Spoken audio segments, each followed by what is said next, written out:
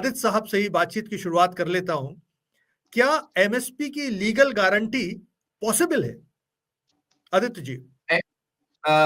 अनुज जी नमस्कार, और आपके सभी दर्शकों को और मेरे को पैनलिस्ट को मेरा हार्दिक नमस्कार और आभार। मैं यहाँ पे वापस आ पा रहा हूँ और अपने मत में व्यक्त करना चाहता हूँ और कर रहा हूँ। ऐसा है कि देखिए, वित्तीय दृष्टि से एमएसपी गारंटी के बजाय अगर एमएसपी रेफरेंस प्राइस दिया जाए तो वो सही होगा, जिसके कम आप ट्रांसैक्शंस नहीं कर सकते हो, सौदा नहीं कर सकते हो, और कम से कम न्यूनतम आपके प्राइस वही होगी।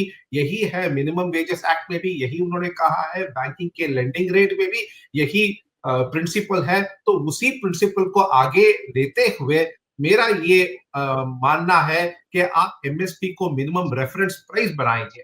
बट या ये कहने के बाद मैं ये भी कहता हूं कि सरकार ने ऑलरेडी दाल में ये निश्चित कर दिया है कि एक फिक्स्ड प्राइस पे, और जितना भी क्वांटिटीज मतलब जितना भी उपज बने दाल में, क्योंकि हमारे यहाँ दाल को इंपोर्ट किया जाता है, आयात किया जाता है, तो सरकार ने ये गारंटी ऑलरेडी दे दी है कि जितना दाल आप उगाओगे और जो एमएसपी का प्राइस होगा, भाव होगा, सरकार उसको खरीद लेगी। तो एक तरह से ये एमएसपी गारंटी दाल में तो हो चुका है। इसके अलावा इसके तहत 5 ऐसे उपज है, कॉटन, मक्का जैसे, जहां पे भी उन्होंने ये गारंटी दी है। तो आहिस्ता आहिस्ता आप देख रहे हो धीरे धीरे कि ये एमएसपी गारंटी कहीं ना कहीं एक रूप से झलक के बाहर आ रही है। इसीलिए मैं समझता हूं कि मेरे किसान भाइयों का जो हाल है, जो उनके समस्याएं हैं, उनका समाधान आ रहा है। मेरा इतना ही गुजारिश है, इतना ही विनम्रता से कहता हूं कि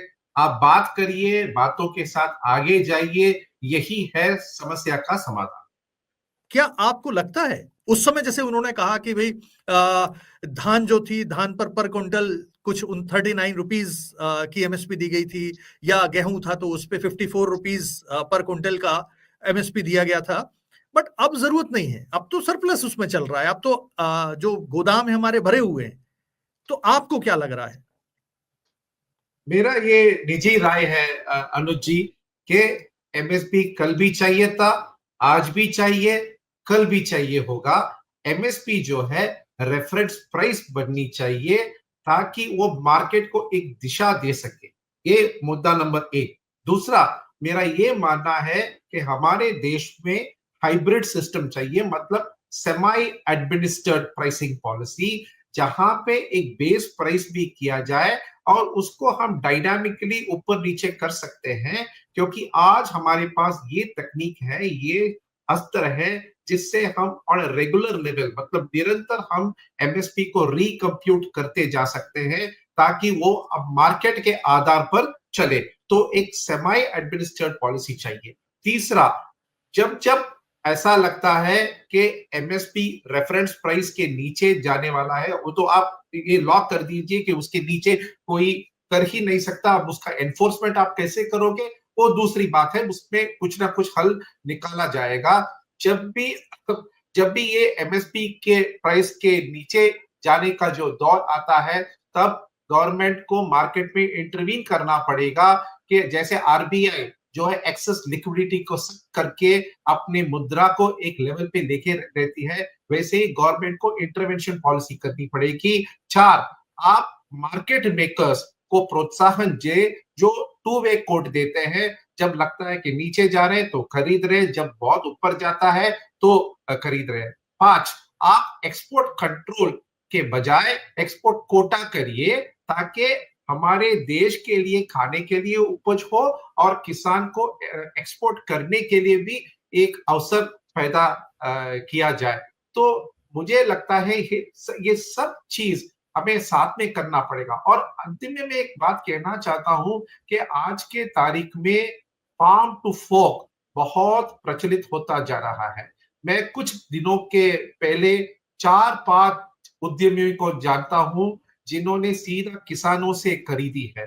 किसान को आज एक ग्राहक नहीं चाहिए, किसान को आज अनेक ग्राहक चाहिए, मगर भाव एमएसपी का मिलना चाहिए। और मेरा ये विनम्रता से मैं कहता हूं कि किसानों को अब खेती जो है एक व्यवसाय से लेके उद्यमी मतलब उद्योग बनना चाहिए, ताकि वो इमीडिएटली उसको वैल्यू एडिशन वही का वही करे। आज हमारे पास माध्यम है वैल्यू वैल्यू एडिशन करने के लिए।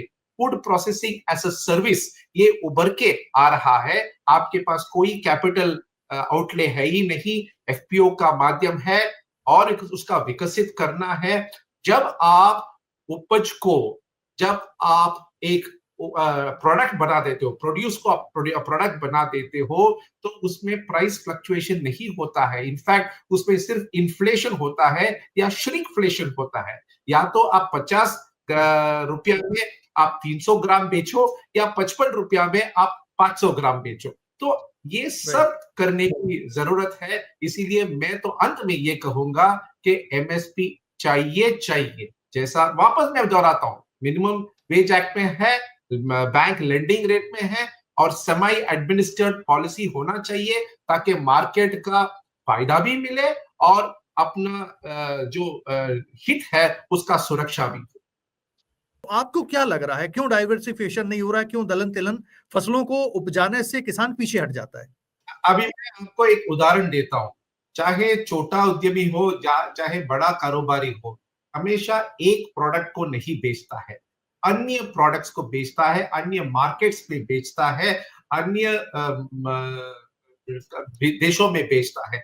क्योंकि जब तक आप डाइवर्सिफिकेशन नहीं करते हो, तब तक आपको कमोडिटी रिस्क होता है, मतलब एक ही उपज का आपको रिस्क होता है। इसीलिए सरकार कह रही है और सही कह रही है, हमें इसको मानना चाहिए। और अभी किसानों ने करना भी शुरू कर दिया है कि आज हमारे देश में दाल का डेफिसिट है, तो हम इंपोर्ट कर रहे हैं, ऑस्ट्रेलिया से इंपोर्ट कर रहे हैं, कनाडा से करते थे, अफ्रीका से कर रहे हैं, बर्मा से भी कर रहे हैं। हमारे यहाँ आज अगले 5 साल के लिए दाल का डेफिसिट होगा और हम जो है फूड सिक्योरिटी से न्यूट्रिशनल सिक्योरिटी तक जा रहे हैं। इसीलिए बहुत महत्वपूर्ण है कि हम अन्य उपज भी करें। और दाल में मेरे ख्याल से कम पानी लगता है धान के कंपैरिजन में, और क्लाइमेट रेसिस्टेंट है, और मिलेट्स भी आज काफी फैंसी होता जा रहा है, लोग मिलेट्स खा रहे हैं। इसीलिए प्रोडक्ट डाइवर्सिफिकेशन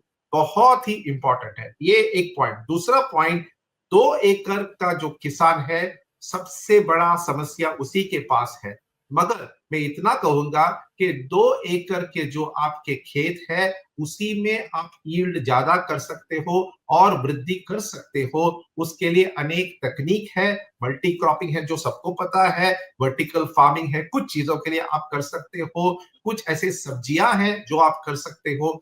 क्योंकि आपको फार्म के बाउंड्री पे भी फार्मिंग करनी है, फार्म के अंदर पे भी फार्मिंग करना है, मल्टी प्रोडक्ट करना है, साथ में डेयरी भी करना है, पशुपालन भी है और मत्स्य पालन भी है। मतलब ये सब जहां जहां हो सके हमें एक समक्ष रूप से, इसको होलिस्टिक रूप से हमें ये देखना चाहिए।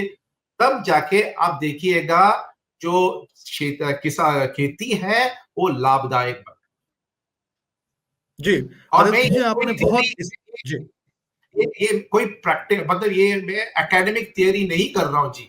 मैं एक कारोबार के नजरिए से इसको देख रहा हूं और मैं किसानों को ये करते हुए भी देख रहा हूं, फार्म टू फोर्क भी देख रहा हूं। इसीलिए कल के जो सोच थे वो कल के लिए लागू नहीं। गन्ना भी उतना ही पानी पीता है, एक। दूसरा, अगर आप शुगर के मार्केट को आप अगर देखिएगा, प्राइवेट इंडिविजुअल जो कंजम्पशन है वो दिन ब दिन घटता जा रहा है, क्योंकि शुगर जो है, रिफाइंड शुगर जो है, वो डायबिटीज का अवसर पैदा कर देता है। और आगे जाकर शुगर का जो उपयोग होगा वो इंडस्ट्रियल यूज में ही होगा, ये मेरा मानना है। दूसरा, सरकार ने दाल के लिए गारंटी प्राइस की भी दी है, प्रोक्योरमेंट की भी दी है। तो दाल में कोई रिस्क मेरे ख्याल से है ही नहीं। अगर आपने अपने ही देश का बाजार अगर आपने देखा हो और वैश्विक बाजार भी आपने देखा हो, तो दाल में आपका भाव बढ़ेगा ही बढ़ेगा। इसीलिए हमें दाल के ऊपर काम करना चाहिए। तीसरा, मेरा ये निजी अनुभव है कि जब एक पिछले फसल में जब एक उपज का प्राइस एकदम बढ़ जाता है, तब हम ये नहीं सोचते हैं कि जितना आप बढ़ाओगे उतने ही लोग उसको बोएंगे, और जब उतने ही लोग उसको बोएंगे तो जाहिर है कि डिमांड सप्लाई को देखते हुए अगला फसल में उसका प्राइस घटेगा। मैं आपको एक उदाहरण देता हूं।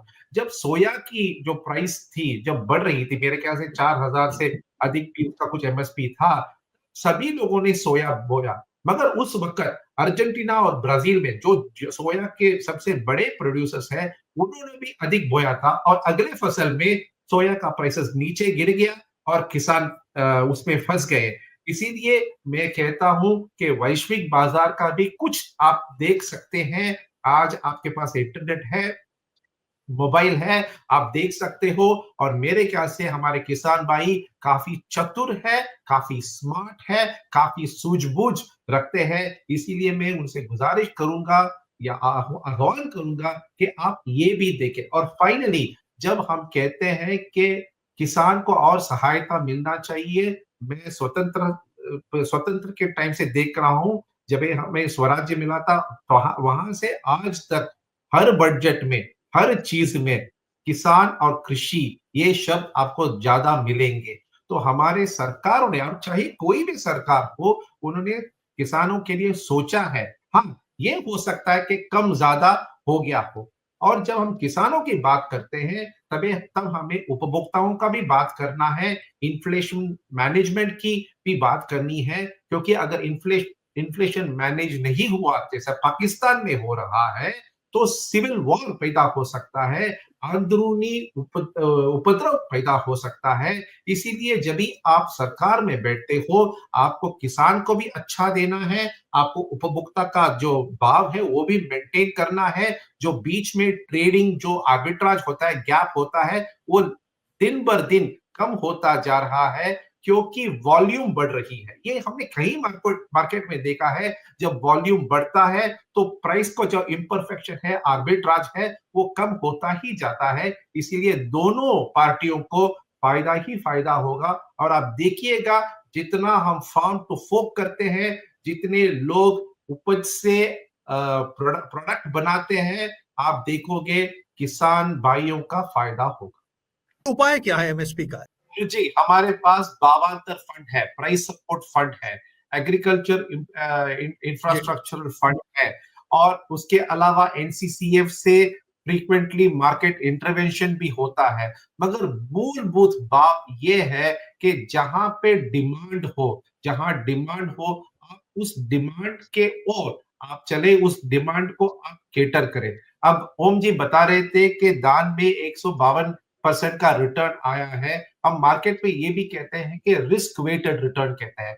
भले आपके एब्सोल्यूट रिटर्न 152% आए हो, मगर अगर उस कमोडिटी में उतार चढ़ाव ज्यादा होता है, अब उसको न्यूट्रलाइज करके जब रिटर्न कंप्यूट करते हैं, तब वो 152% नहीं रहता है, वो मात्र 50 या 60 या 70% हो भी सकता है। इस हमेशा कहता रहा हूं और कहता जा रहा हूं कि जहां पे डिमांड हो, जो डिमांड हो, जिस तरह डिमांड के ओर जा रहा है बाजार, अब उसके लिए कैटर करिएगा। मैं वापस दोहरा रहा हूं कि टेक्नोलॉजी बदल गई है, मार्केट बदल गया है, लोगों का जो रुचि है वो बदल गया है।